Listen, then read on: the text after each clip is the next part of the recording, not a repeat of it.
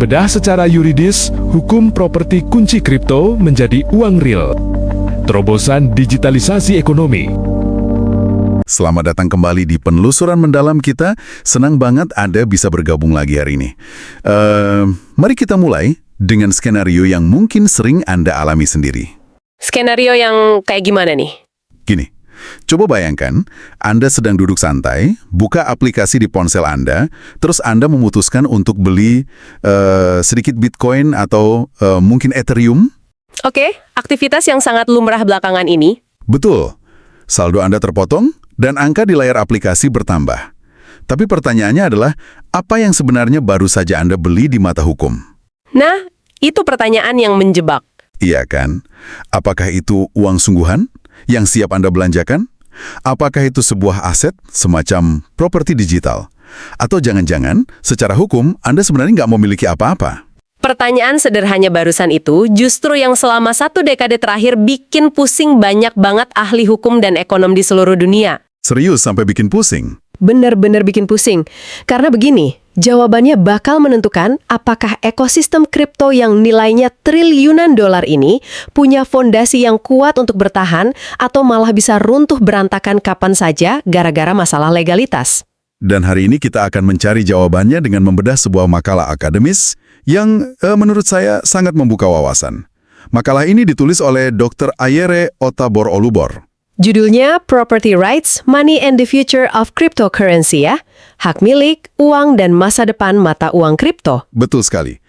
Misi penelusuran mendalam kita kali ini cukup ambisius. Kita ingin menunjukkan kepada Anda para pendengar bahwa masa depan kripto sebagai uang yang real, yang bisa Anda pakai sehari-hari, itu sepenuhnya bergantung pada apakah sistem hukum mengakuinya sebagai properti. Itu poin intinya.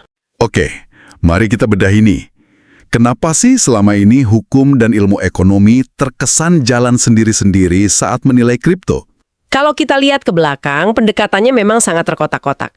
Para ahli hukum biasanya sibuk berdebat di satu ruangan tertutup, membahas apakah kode digital ini bisa masuk kategori hak milik. Sementara para ekonom di ruangan lain gitu ya? Persis. Ekonom kumpul di ruangan lain berdebat panjang lebar soal volatilitas harga dan apakah kripto ini cukup stabil untuk disebut sebagai uang. Nah, makalah Dr. Otabor-Olubor ini mendobrak tembok pemisah itu. Beliau menyatukan perdebatan itu. Betul.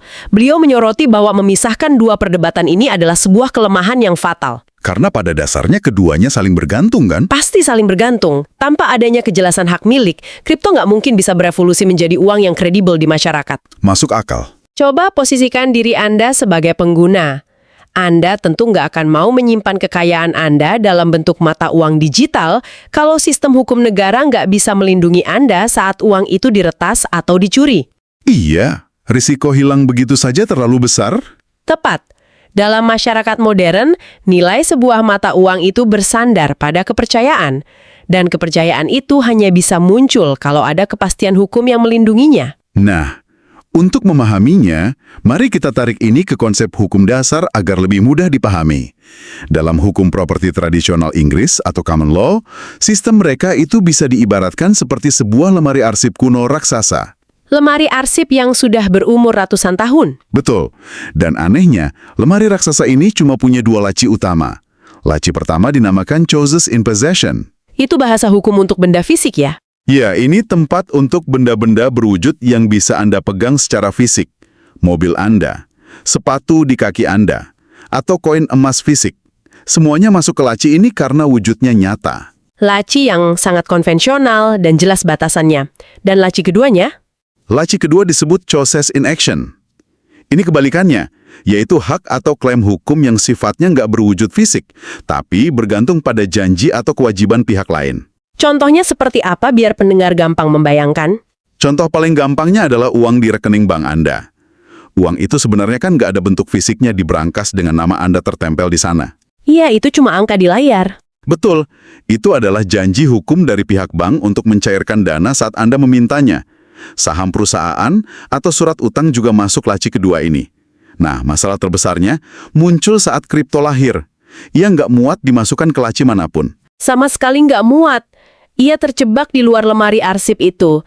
Kripto jelas nggak punya wujud fisik, jadi laci pertama tertutup rapat untuknya. Dan laci kedua juga nggak bisa nerima ya? Nggak bisa. Karena di sisi lain, kripto itu terdesentralisasi. Nggak ada pihak ketiga, nggak ada bank sentral, dan nggak ada perusahaan penerbit yang berutang kepada Anda kalau Anda memegang Bitcoin. Ia berdiri sendiri sebagai kode ya? Persis. Ia cuma kode kriptografi di dalam buku besar publik atau blockchain. Jadi karena nggak ada pihak yang menjanjikan apa-apa kepada Anda, laci kedua juga menolaknya. Sebentar, jadi kalau sesuatu itu nggak masuk ke dalam kategori hukum apapun, apa dampaknya buat orang biasa? Dampaknya bisa sangat menghancurkan. Saya ingat ada satu kisah nyata yang sangat epik soal ini. Kembali ke tahun 2014, ada bursa pertukaran kripto raksasa di Jepang bernama Mt. Gox. Oh, tragedi Mt. Gox. Itu legendaris. Sangat legendaris. Pada masanya, mereka menangani hampir 70% dari semua transaksi Bitcoin di dunia. Lalu terjadilah bencana. Sistem mereka kebobolan. Iya, diretas habis-habisan. Ratusan ribu Bitcoin lenyap dan perusahaan itu langsung kolaps. Bayangkan, Anda sebagai pendengar bangun di pagi hari, mengecek aplikasi bursa kripto Anda, dan saldonya nol. Itu benar-benar mimpi buruk yang jadi nyata. Yang sangat menarik di sini adalah proses hukum yang mengikutinya. Proses itu jauh lebih mengejutkan daripada pertasannya sendiri. Gimana tuh kelanjutannya di pengadilan? Dalam kasus Mt. Gox itu, ada seorang pengguna yang nggak mau menyerah begitu saja. Dia pergi ke pengadilan distrik Tokyo pada tahun 2015 untuk menuntut kembali 458 Bitcoin miliknya yang ada di dalam bursa tersebut. Wow, 458 Bitcoin. Itu nilainya fantastis banget ya. Dia nuntut atas dasar apa? Dia berargumen di pengadilan, dia bilang itu Bitcoin saya, bukan aset perusahaan yang bangkrut. Kembalikan milik saya. Logis sih. Lalu gimana respons pengadilan Jepang saat itu? Karena ini kan teknologi yang benar-benar meledak saat itu. Hakim pada saat itu membuka buku hukum perdata Jepang yang sudah ada sejak puluhan tahun lalu dan melihat definisi kepemilikan. Dan hukum mereka bilangnya apa? Menurut hukum Jepang saat itu, hanya benda-benda berwujud fisik lah yang bisa diakui sebagai benda yang bisa dimiliki. Wah, berarti kembali ke masalah laci pertama tadi dong? Betul sekali. Karena Bitcoin hanyalah barisan kode komputer tanpa wujud fisik, pengadilan membuat putusan yang sangat kaku. Mereka menyatakan Bitcoin tersebut nggak bisa secara sah dimiliki oleh sang pengguna. Tunggu, jadi secara hukum, harta senilai miliaran rupiah menguap begitu saja, dan pengadilan pada dasarnya angkat tangan dan bilang kalau itu bukan milikmu sejak awal. Iya, sekeras itu kenyataannya. Dan ironisnya, akibat putusan tersebut, ratusan Bitcoin milik pengguna tadi disapu bersih dan dianggap sebagai bagian dari aset kebangkrutan perusahaan Mt. Gox. Jadi dia disamakan dengan kreditor biasa dong? Tepat, pengguna itu turun kasta dari seorang pemilik aset menjadi sekedar kreditor biasa yang harus mengantri panjang tanpa kepastian apakah uangnya bakal balik atau enggak. Astaga, ini benar-benar contoh nyata kenapa teori hukum itu penting banget. Makanya, ini sangat krusial bagi Anda yang mendengarkan. Ini membuktikan bahwa niat dari pembuat teknologinya saja nggak cukup. Satoshi Nakamoto mungkin merancang Bitcoin sebagai uang yang sangat aman secara kriptografi. Tapi kalau hukum nggak ngakuin? Ya, percuma. Begitu Anda berhadapan dengan dunia nyata, tanpa ada baju pelindung dari sistem hukum, Anda sama sekali nggak terlindungi saat terjadi masalah. Oke, ini poin yang sangat tajam. Kita ini kadang terlalu terpesona sama kecanggihan teknologi blockchain, sampai kita lupa kalau kita masih hidup di dunia yang diatur oleh hukum manusia. Hukum manusia yang sayangnya seringkali tertinggal dari teknologi. Benar banget. Kalau hukumnya nggak kenal teknologinya, ya teknologinya nggak bisa melindungi kita. Tapi untungnya, sejarah hukum itu panjang dan selalu berevolusi. Sistem hukum kita mulai terbangun dari tidur panjangnya. Disinilah revolusi itu akhirnya terjadi. Betul. Dr. Otabor Olubor dalam makalahnya menyoroti langkah luar biasa di Inggris. Komisi Hukum Inggris belum lama ini mengusulkan Undang-Undang Properti untuk Aset Digital 2025 atau Property Digital Assets Bill 2025. Itu adalah keputusan yang sangat pragmatis dan elegan dari sistem hukum Inggris. Daripada terus-terusan memaksa kripto masuk ke dua laci kuno yang jelas-jelas nggak muat tadi, mereka bikin solusi baru ya. Persis. Apa yang dilakukan Inggris adalah membangun laci baru di lemari arsip tersebut. Mereka mengusulkan sebuah kategori ketiga untuk properti pribadi. Laci ketiga khusus untuk dunia digital. Iya, kategori ini secara khusus dan eksklusif dirancang untuk menampung benda-benda digital. digital, termasuk mata uang kripto. Dan yang membuat ini lebih dari sekedar teori di atas kertas adalah bagaimana pengadilan mulai menggunakannya secara aktif di dunia nyata. Makalah ini membedah sebuah kasus yang jalan ceritanya tuh seru banget, mirip film investigasi cyber. Kasus AA v Persons Unknown? Tepat. Jadi begini kejadiannya. Ada sebuah perusahaan asuransi yang kliennya terkena serangan peretasan atau ransomware. Para peretas ini mengunci seluruh data vital perusahaan klien tersebut. Dan sudah pasti mereka minta tebusan. Pasti, mereka minta tebusan dalam bentuk Bitcoin. Perusahaan asuransi tersebut akhirnya memutuskan untuk menelan pil pahit dan membayar tebusan itu demi menyelamatkan data penting kliennya. Tapi mereka nggak diam saja kan setelah mentransfer Bitcoin itu? Sama sekali enggak. Mereka langsung menyewa ahli forensik digital untuk melacak pergerakan Bitcoin tersebut di jaringan blockchain. Seperti yang kita tahu, keuntungan blockchain itu kan transparan. Semua perpindahan dana bisa dilihat oleh publik. Betul. Mereka berhasil melacak bahwa Bitcoin hasil tebusan itu berujung nongkrong di sebuah bursa kripto tertentu. Nah, berbekal bukti pelacakan ini, perusahaan asuransi berlari ke Pengadilan Tinggi Inggris dan meminta injunction. Semacam perintah penahanan hukum ya? Ya, mereka minta pengadilan memerintahkan bursa tersebut untuk membekukan koin-koin itu. Nah, disinilah momen bersejarahnya terjadi.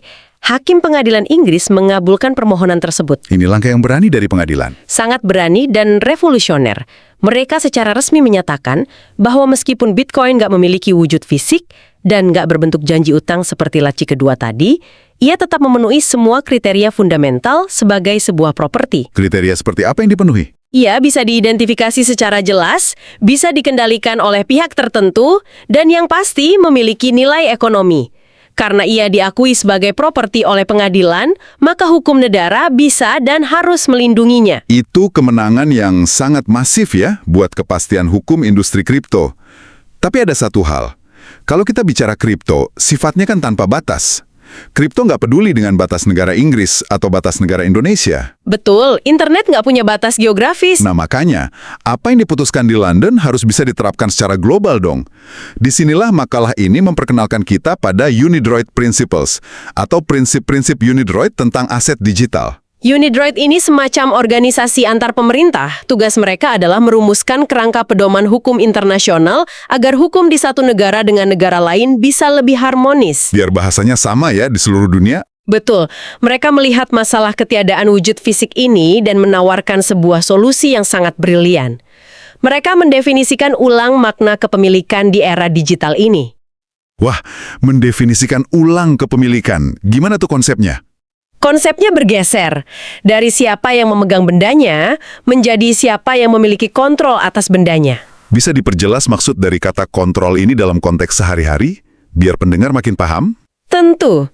Dalam dunia kripto, Anda kan punya yang namanya private key atau kunci privat. Semacam deretan kata sandi rahasia itu ya? Iya. Unidroid menetapkan bahwa kalau Anda memegang kunci privat tersebut yang memberi Anda kemampuan eksklusif untuk memindahkan koin, mentransfernya, dan di saat yang sama mengunci orang lain agar nggak bisa menyentuh aset itu, maka secara hukum Anda memegang kontrol penuh. Ah, saya mengerti sekarang. Dan kontrol faktor inilah yang diakui sebagai dasar dari kepemilikan yang sah. Sesederhana itu. Wah, ini mengubah segalanya. Kunci privat Anda itu bukan sekedar password biasa buat login, tapi di mata hukum internasional, itu disamakan dengan kunci fisik untuk membuka berangkas emas Anda sendiri di dunia nyata. Benar sekali. Dan kalau Anda perhatikan di makalah ini, Unidroid juga menambahkan satu lapis perlindungan lagi yang sangat vital untuk menjaga pasar tetap stabil. Perlindungan apa itu? Yaitu perlindungan untuk pembeli beritikat baik atau bona fide purchaser. Kenapa ini penting banyak buat pasar? Lapisan pelindung itu mutlak diperlukan kalau kita ingin pasar kripto berfungsi normal. Mari kita gunakan skenario lagi. Bayangkan Anda membeli Bitcoin secara sah di bursa kripto resmi yang terdaftar. Oke, saya transfer pakai rupiah, beli koinnya secara sah. Ya, Anda bayar dan koinnya masuk ke wallet Anda. Tapi beberapa bulan kemudian terungkap bahwa Bitcoin yang Anda beli itu sebenarnya adalah bagian dari koin curian dari peretasan besar 3 tahun lalu. Wah, bisa gawat dong. Pasti, kalau hukum nggak melindungi Anda, korban asli dari peretasan itu bisa datang kapan saja dan menuntut hukum untuk menyita Bitcoin yang ada di dompet Anda. Waduh, kalau aturan mainnya begitu, pasar bakal langsung mati seketika. Nggak akan ada orang yang berani beli kripto karena takut koin yang mereka beli ternyata kotor dan bisa disita polisi kapan saja. Tepat. Makanya, prinsip Unidroid ini memastikan bahwa selama Anda membeli aset tersebut dengan iktikat baik, melalui jalur yang benar, dan tanpa tahu menau soal sejarah kelam koin tersebut, Hak milik saya tetap aman. hak milik Anda akan dilindungi sepenuhnya. Anda nggak akan kehilangan aset itu. Ini memberi rasa aman bagi pasar sekunder untuk terus beroperasi tanpa bayang-bayang ketakutan masa lalu koinnya. Oke, jadi secara legalitas properti, hukum sudah mulai memberikan baju pelindung. Fondasinya sudah mulai kokoh nih. Tapi perlindungan hukum saja kan nggak cukup untuk membuat saya bisa jalan ke kafe dan beli kopi pakai Bitcoin. Belum cukup sampai di situ. Nah, ini membawa kita ke pertanyaan besarnya. Di sini bagian yang benar-benar menarik. Apakah kripto ini benar-benar bisa berfungsi sebagai uang? Kalau kita mau menjawab itu, kita harus kembali ke buku teks ekonomi dasar. Sesuatu itu baru bisa diakui sebagai uang kalau ia bisa menjalankan 3 fungsi krusial. 3 fungsi utama ya? Apa saja itu? Pertama, sebagai alat tukar. Artinya, Anda bisa menukarnya dengan barang atau jasa dengan mudah. Kedua, sebagai unit hitung. Artinya, sebuah kedai kopi bisa mematok harga satu cangkir kopi sama dengan 0, sekian Bitcoin. Jadi ada patokan nilainya. Betul. Dan yang ketiga, sebagai penyimpan nilai. Anda bisa menabungnya hari ini, dan nilainya relatif gak akan menguap atau jatuh drastis begitu saja di tahun depan. Menariknya nih, untuk menjelaskan posisi kripto sebagai uang, Dr. Otabar Olubor mengajak kita masuk ke mesin waktu di makalahnya. Ini bagian yang sangat saya suka. Kita dibawa kembali ke era tahun 70-an, masa di mana inflasi sedang tinggi-tingginya dan standar emas baru saja ditinggalkan oleh dunia. Saat itu, ada seorang ekonom pemenang hadiah Nobel bernama F.A. Hayek. Tokoh yang sangat berpengaruh. Beliau menulis sebuah buku dengan judul yang pada zamannya terdengar sangat radikal, bahkan mungkin gila. Judulnya Denasionalisasi Uang atau Denasionalisasi Uang. Hayek saat itu sangat frustrasi melihat bagaimana pemerintah memonopoli pencetakan uang. Menurutnya, bank sentral terlalu sering mencetak uang berlebih yang berujung pada inflasi yang menghancurkan daya beli masyarakat miskin. Pemerintah pegang kendali penuh ya? Ya. Solusi radikal yang dia tawarkan adalah cabut monopoli negara atas uang. Biarkan entitas swasta menerbitkan mata uang mereka sendiri, lalu biarkan uang-uang swasta ini bertarung secara bebas di pasar. Wow, konsepnya seperti hukum seleksi alam jadinya ya? Persis seperti seleksi alam. Hayek berargumen bahwa kalau orang diberi pilihan secara bebas, mereka pasti akan memilih mata uang yang nilainya paling stabil dan paling bisa dipercaya pengelolaannya. Yang buruk akan ditinggalkan ya? Betul, mata uang yang buruk akan mati dengan sendirinya, dan mata uang yang dikelola dengan baik akan memenangkan pasar. Coba bayangkan, orang melempar ide ini di tahun 70-an. Pasti banyak yang menganggapnya utopis banget. Tapi lihat apa yang terjadi beberapa dekade kemudian. Lahirnya Bitcoin, Ethereum, dan ribuan altcoins adalah wujud nyata dari eksperimen Hayek ini. Seperti ramalan yang terwujud, Mereka nggak diterbitkan oleh negara manapun, tapi bersaing memperebutkan kepercayaan orang secara global 24 jam sehari. dan kalau kita perhatikan, desain inti Bitcoin itu seolah-olah mengambil halaman langsung dari buku Hayek tadi. Protokol Bitcoin mengunci pasokan maksimalnya hanya di angka 21 juta koin selamanya. Nggak bisa ditambah lagi. Nggak bisa, nggak ada bank sentral tersembunyi, nggak ada politisi yang bisa tiba-tiba menekan tombol untuk mencetak lebih banyak Bitcoin saat negara butuh dana kampanye atau bayar utang. Sifat anti-inflasinya kuat banget ya. Sifat anti-inflasi ini sangat selaras dengan visi Hayek tentang uang yang nggak bisa dirusak nilainya oleh otoritas pusat. Tapi di sini biasanya muncul kritik tajam dari mereka yang skeptis terhadap kripto. Mereka sering bertanya begini, terus nilai Bitcoin itu dari mana? Dolar setidaknya didukung oleh pemerintah Amerika. Emas itu secara historis berharga. Lah, Bitcoin ini kan cuma udara kosong. Nah, ini adalah salah satu bagian paling mencerahkan dari makalah ini.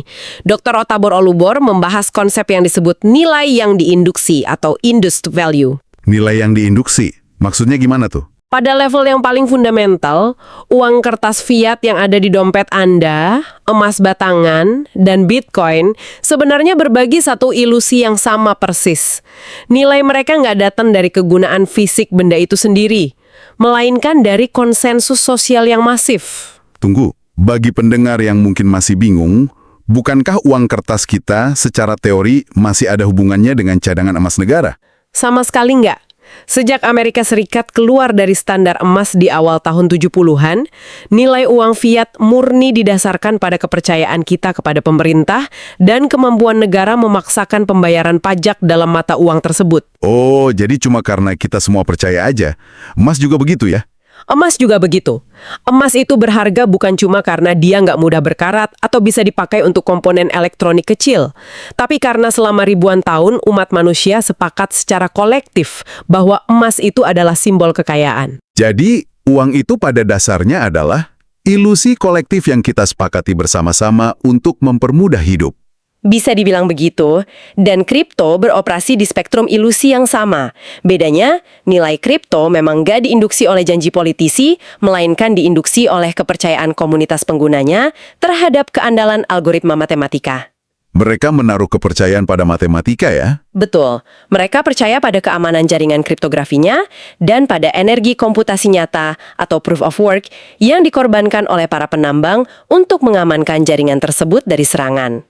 Jadi secara filosofis, mekanisme pembentukan nilai kripto ini nggak seaneh yang dibayangkan banyak orang. Sama sekali nggak aneh kalau kita memahami sejarah uang. Itu perspektif yang luar biasa, mengubah total cara kita memandang apa yang ada di dalam dompet kita. Nah, kalau kripto memang berevolusi menjadi wujud nyata dari ide uang swastanya Hayek, pemerintah tentu nggak akan tinggal diam dong melihat eksperimen tanpa batas ini terjadi di halaman rumah mereka. Pemerintah pasti bereaksi. Lalu gimana respons negara-negara di dunia nyata saat ini menghadapi gelombang ini? Respons paling komprehensif dan sistematis sejauh ini datang dari Uni Eropa. Pada tahun 2023, mereka mengesahkan kerangka aturan yang sangat masif yang disebut MiCA. MiCA itu singkatan dari Markets in Crypto Asset ya? Betul. MiCA ini bukan aturan sembarangan. Ini adalah tonggak sejarah bagi regulasi kripto global. Pendekatan yang Uni Eropa ambil sangat pragmatis. Kenapa disebut pragmatis? Karena mereka sadar bahwa membuat kripto langsung menjadi alat pembayaran sah secara nasional, seperti yang dilakukan oleh negara kecil El Salvador, itu terlalu berisiko untuk ekonomi sebesar Eropa. Ya, risikonya bisa mengganggu stabilitas moneter mereka. Tepat. Jadi, MiCA mengambil rute yang berbeda.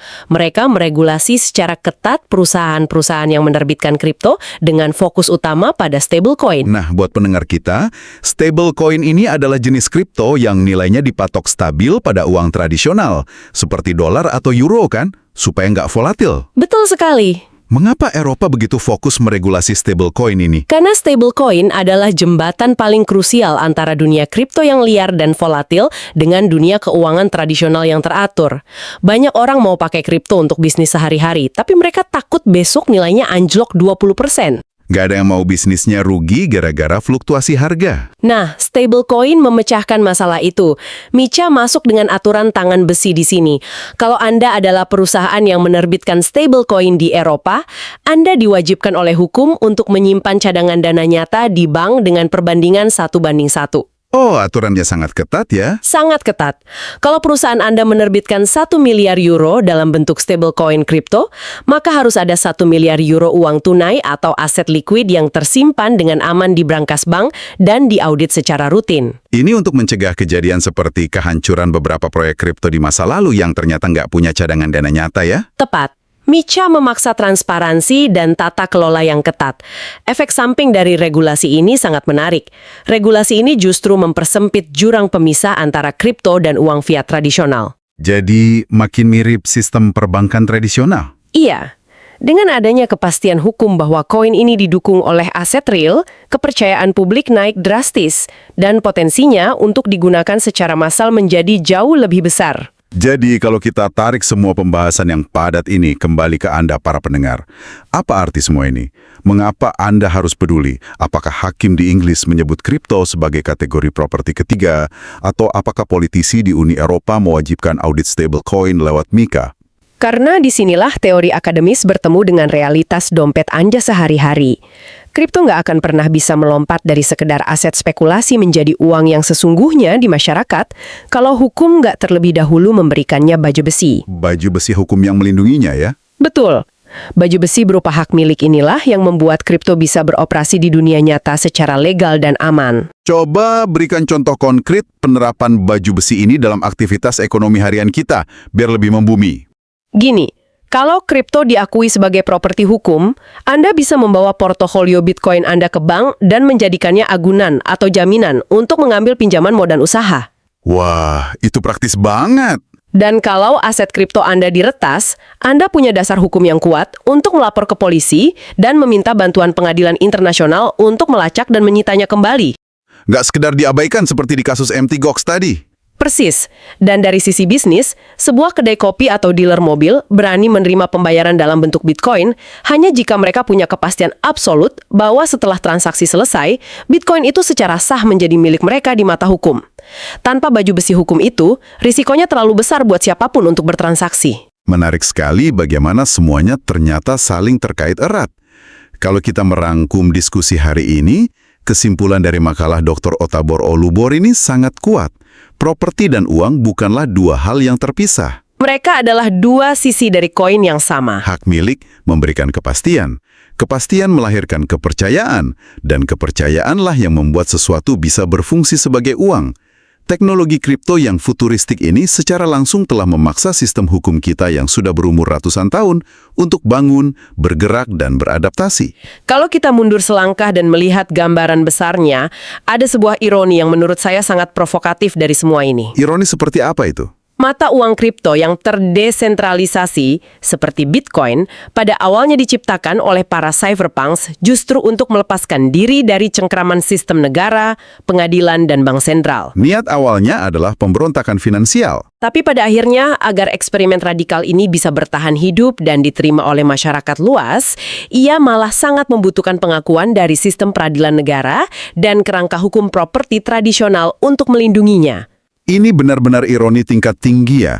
Pertanyaan besarnya untuk Anda, jika kripto kini beradaptasi dan tunduk pada aturan main regulasi tradisional agar bisa menjadi uang sehari-hari, apakah revolusi kripto ini perlahan-lahan justru berubah wujud menjadi cermin dari sistem keuangan lama yang sejak awal ingin mereka gulingkan? Ataukah ini sekedar kompromi logis yang harus dibayar demi tercapainya adopsi massal? Sebuah pertanyaan yang sangat layak dipikirkan. Kami akan membiarkan Anda merenungkan pertanyaan provokatif tersebut saat Anda mengecek saldo aplikasi kripto Anda hari ini. Terima kasih banyak telah menyediakan waktu untuk membedah topik yang kompleks, namun luar biasa penting ini bersama kami. Semoga ini memberikan perspektif baru bagi Anda. Teruslah penasaran, teruslah mempertanyakan bagaimana sistem di sekitar kita bekerja, dan sampai jumpa di penelusuran mendalam kita selanjutnya.